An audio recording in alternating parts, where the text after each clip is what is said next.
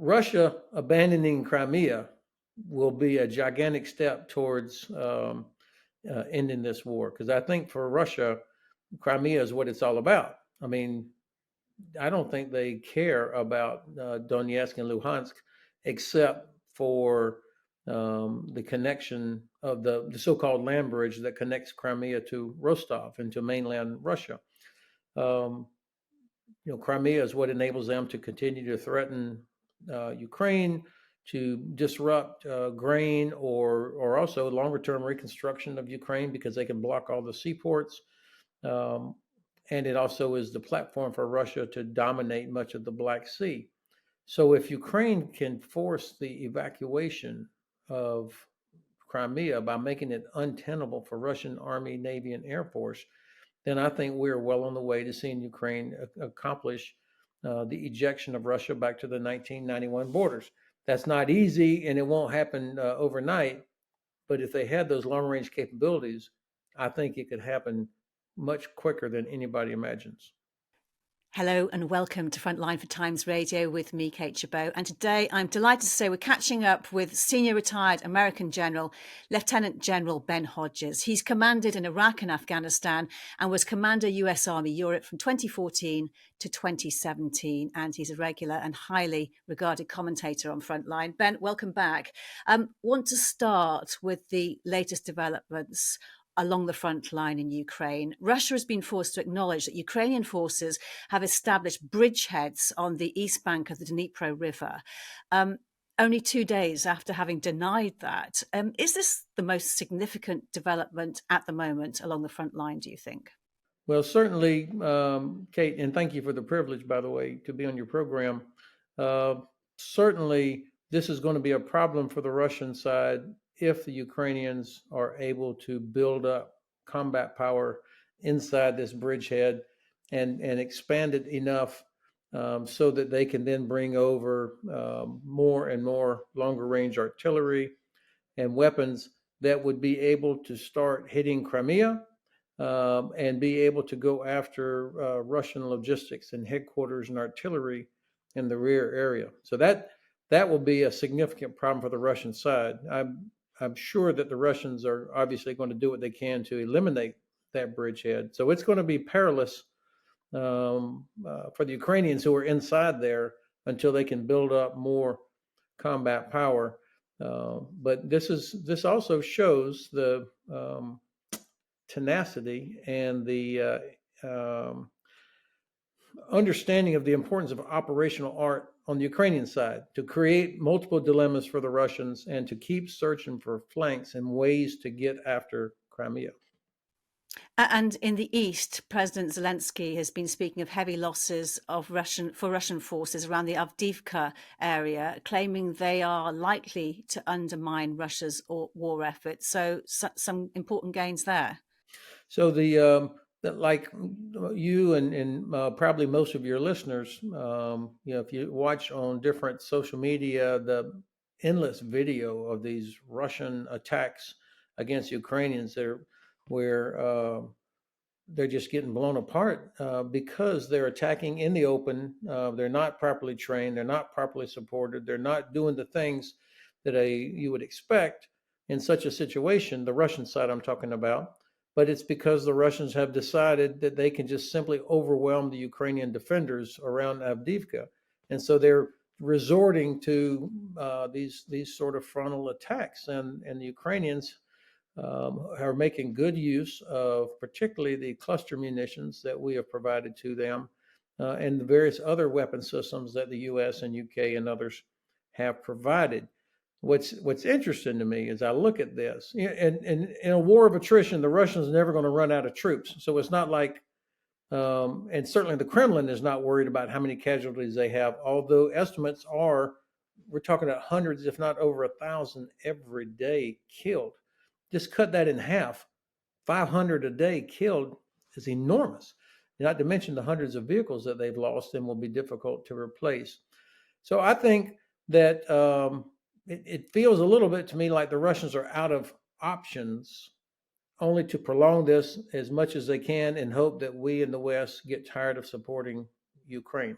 Something that's making a bit of noise here in the UK is the visit by the new Foreign Secretary, who's the old Prime Minister, Lord Cameron. He's in Ukraine and he's made that his first foreign visit in his new role. That's pretty significant. I like it because, number one, the fact that that's the first place he goes as foreign secretary signals the continued importance that UK places on supporting Ukraine. A very powerful signal, especially at a time when so much attention in the world is shifted towards Israel and the Middle East. It would have been completely understandable if the new foreign secretary had gone there instead. But to go to Ukraine, I think, is a very good, promising, and important step. And I would imagine it's welcomed by the U.S. also to see that the U.K. will continue to help Ukraine in this way. Of course, I hope that the Foreign Secretary is carrying the message to President Zelensky. You know, you can count on us. And by the way, I'm speaking for the rest of the West. We're not turning our back on Ukraine despite what's happening in Israel. He famously drove a van actually to Poland with supplies for Ukrainian refugees shortly after the full-scale invasion. And Ukraine was the first of the daunting international challenges that he also mentions after accepting his new role. What would you like to see the UK doing?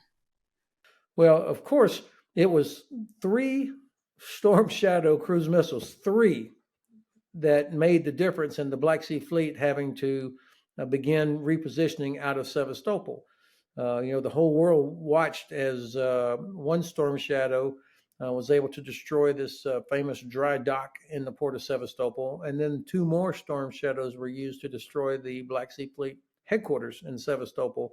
And then almost immediately after that, the Black Sea Fleet starts looking for a new home and begins to reposition some of their ships to ports further to the east.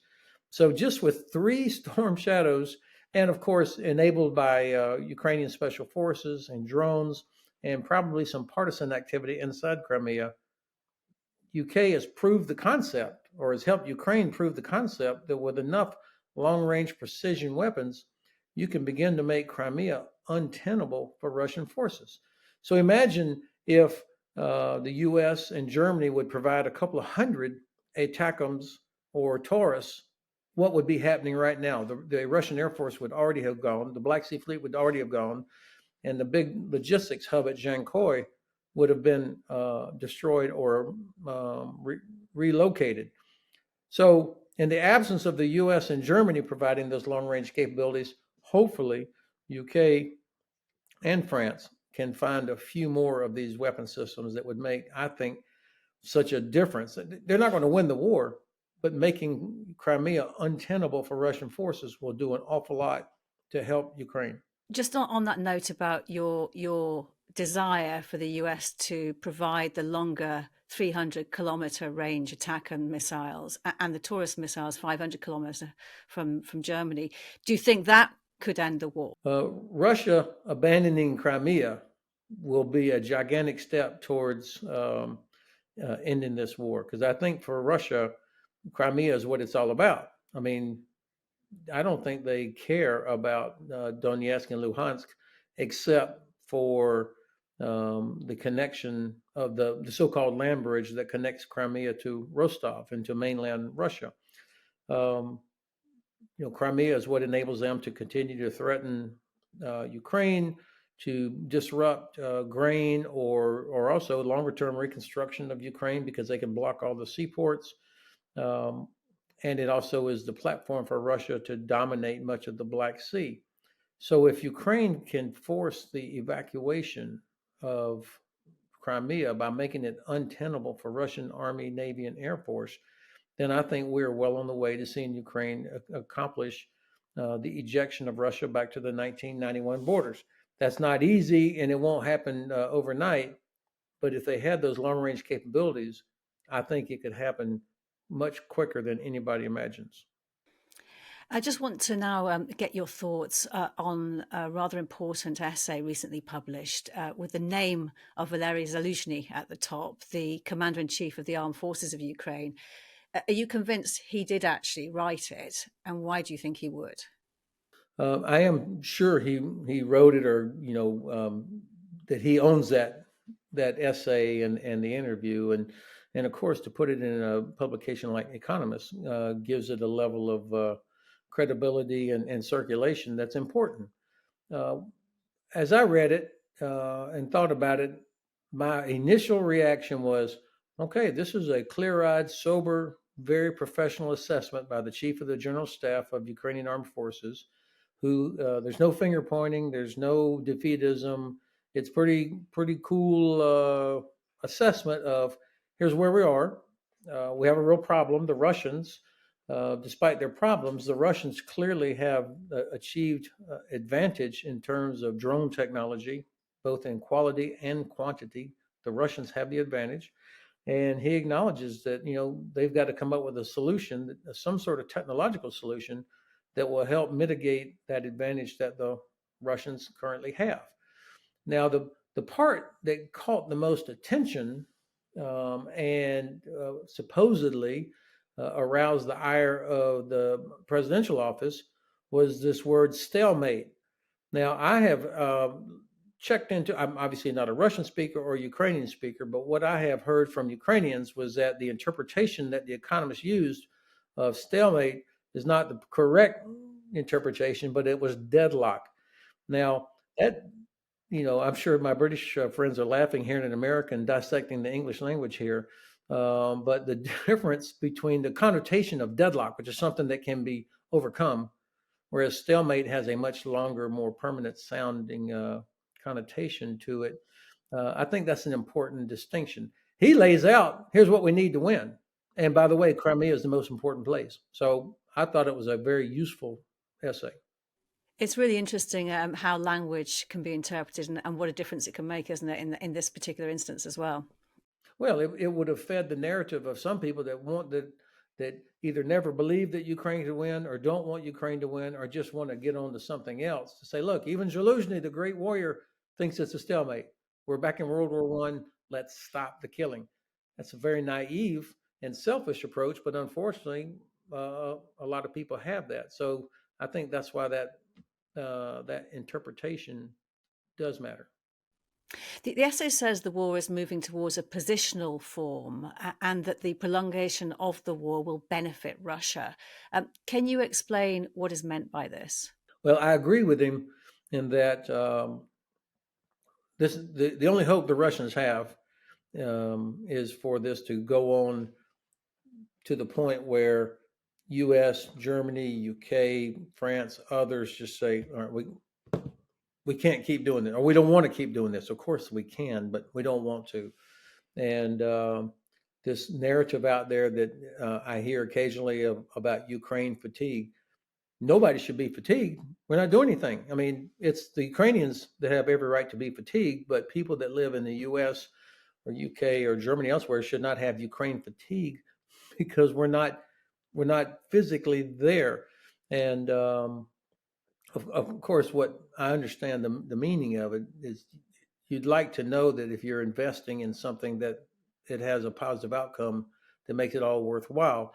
And our leaders have to do a better job of explaining why it's worthwhile, particularly in the United States. I mean, there's too many Americans that are not connecting the dots on why what happens in Ukraine has a direct impact on the American economy, American prosperity, and also on our eventual long-term threat, China, which is watching to see do we have the political will, the industrial capacity, and the military capability to help Ukraine as well as help Israel and also bring about a peaceful solution in the Middle East, deter Iran, deter North Korea, and still have enough left for China. So that's kind of what's at stake. And my president, our leaders have got to do a better job of explaining that.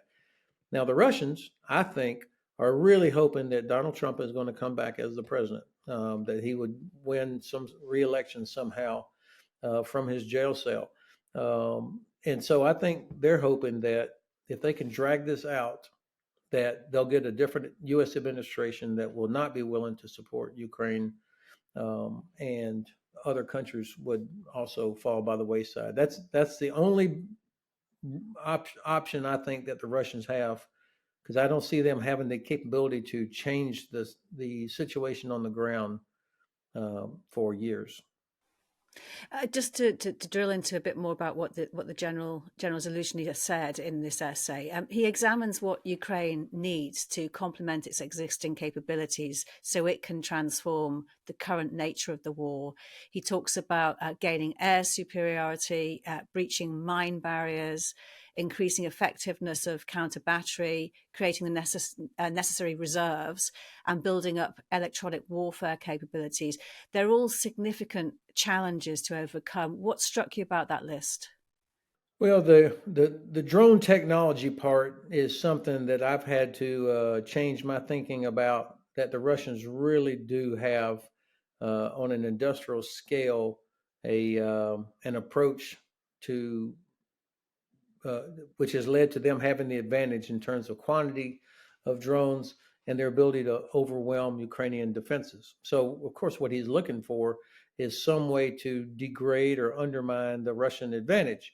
That means either technological means that help them knock down drones. You can't shoot them all down. So if you can break the link or you can jam or do things with from an electronic warfare perspective, that would make them less, the Russian drones less effective.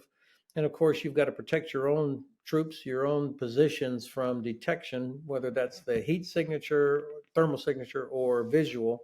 So finding some solutions that will help counter that I think is what he recognizes. That's what contributes to this sort of deadlock, and that they're not able to mass and move a lot of things around as long as the Russians are able to fill the sky. Now, for example, this bridgehead that you had mentioned earlier, Kate, on the Dnipro, the Ukrainians have been very clever in how they've brought forward electronic warfare capability where they can at least locally blind or degrade Russian drones that are trying to understand what's happening on that left bank of the Dnipro and then to be able to strike it. That's the most vulnerable part for the Ukrainians right now. So they've managed to achieve, it appears to some degree locally, the ability to counter that Russian advantage. But the Russians have always, I mean, even going back to Cold War days, they have always invested more into electronic warfare capability than we ever have. I mean, they really have in terms of quantity, quality, range. They're very good at it, and so he's having to deal with that. Can you just explain a little bit more about the way the Russians have changed the way they're using their drones on the front line?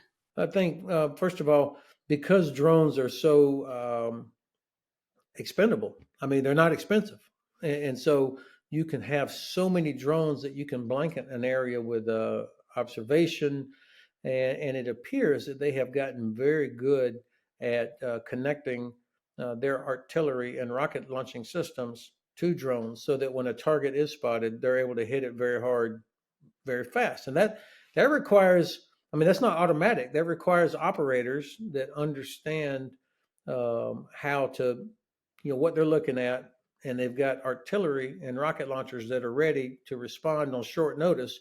Which, by the way, you mentioned counterfire. Counterfire is how we defeat enemy artillery. As soon as one side shoots, radar picks up where it comes from, and then you shoot back before they can move.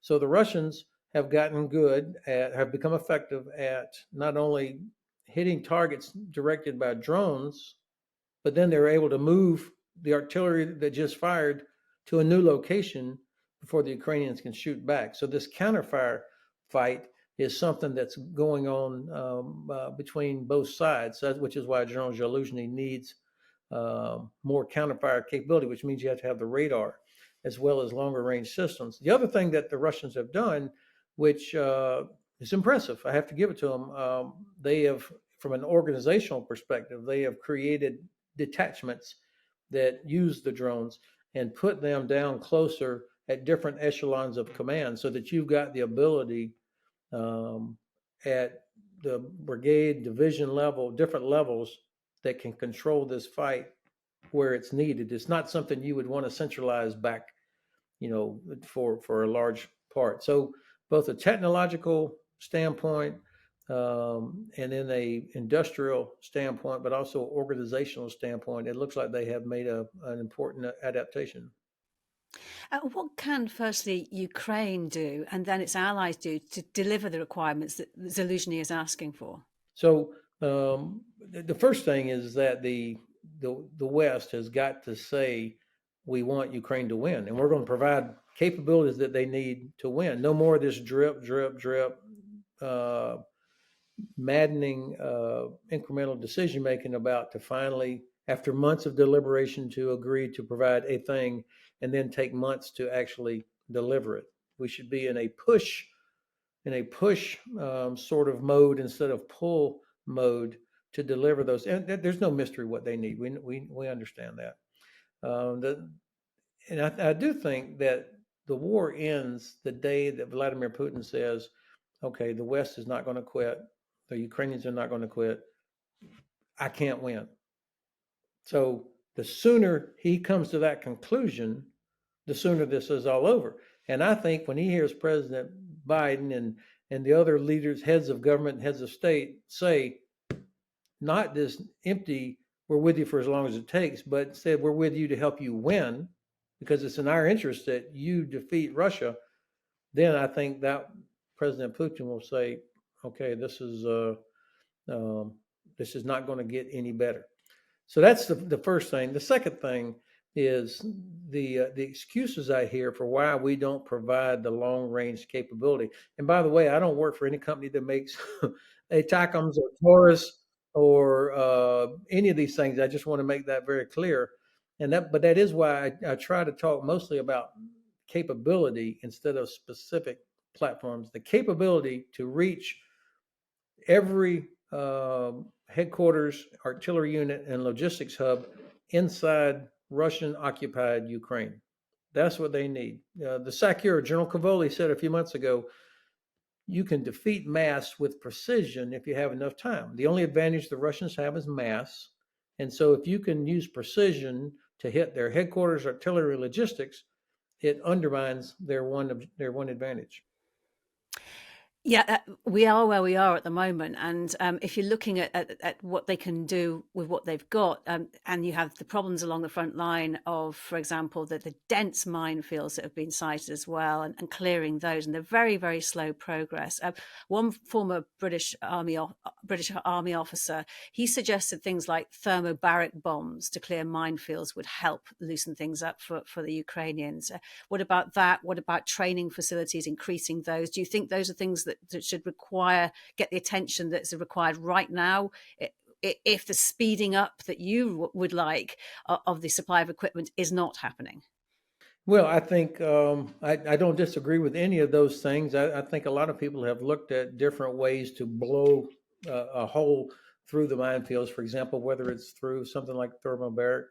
And we did not provide as much engineering equipment as I had originally thought. I mean, we use, when we clear a minefield, you've got engineer vehicles, you've got plows, you've got the flails, all the different combination of things, and this device called Miklik, which is a mine clearing line charge, which is an explosive device that goes out a few hundred meters, explodes, and in theory can create a path. But the Russians, of course, know what these capabilities are, and they were good at, even after a gap was created, they would use artillery delivered minefields to shoot back into the gap and fill it again. So I think clearing the minefields is going to be a part of it, but the higher priority, in my view, has to be destroying the Russian artillery, which means you need more longer range capabilities. If you can destroy the Russian artillery, then the task of clearing these minefields becomes not easy, but simpler. You've warned against the UK's focusing its entire attention on Gaza with the current conflict between Israel and Hamas. I guess that's exactly what Russia would want to happen, of course. What is the danger? Well, of course, it was no coincidence, in my view, that Hamas attacked Israel. That it happened now. I don't believe that there's a letter signed by Putin saying, "Dear Ayatollah, please have Hamas attack in October." But nobody benefits from this more than does Russia. And Russia and Iran have been helping each other, cooperating for quite some time. They are each other's best ally, in my view, because Iran obviously benefits as well, with Arab countries now reluctant to do anything, cooperate with Israel on the implementation of the Abraham Accord.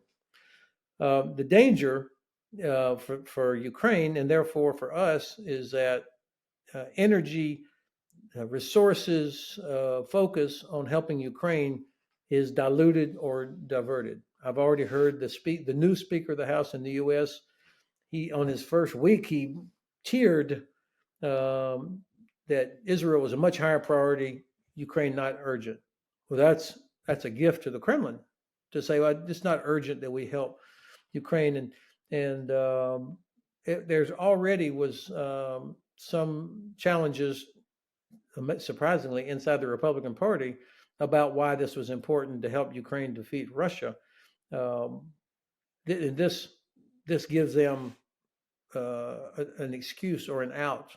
We got to take care of Israel first, and so How did you that's react when the you heard that? oh, I instantly became my worry level got higher. Like if that's where they are, the president is going to have to do a better job of explaining why this matters. Now, fortunately, in the Republican Party, but on the Senate side, the Republican Senate is much more pro-Ukraine. Senator McConnell, the Republican leader of the Senate, Senator Graham, Senator Romney, others, Senator Shaheen, they all are pro-Ukrainian and want to continue supporting Ukraine. So eventually, well, I think we'll be okay. But it's like each day that somebody from the Congress or a presidential candidate talks about, why are we spending this money on Ukraine? That gives oxygen to the Kremlin that, hey, we just got to hang in there till hopefully Republicans win the next election.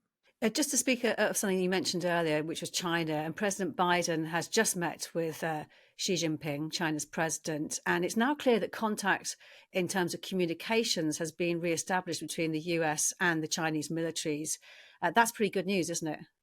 I think it's important because we have had, first of all, it's always good when you're able to communicate when there's the potential for accidents or unintended consequences. We've had Chinese aircraft and Chinese ships come dangerously close to American ships and American aircraft.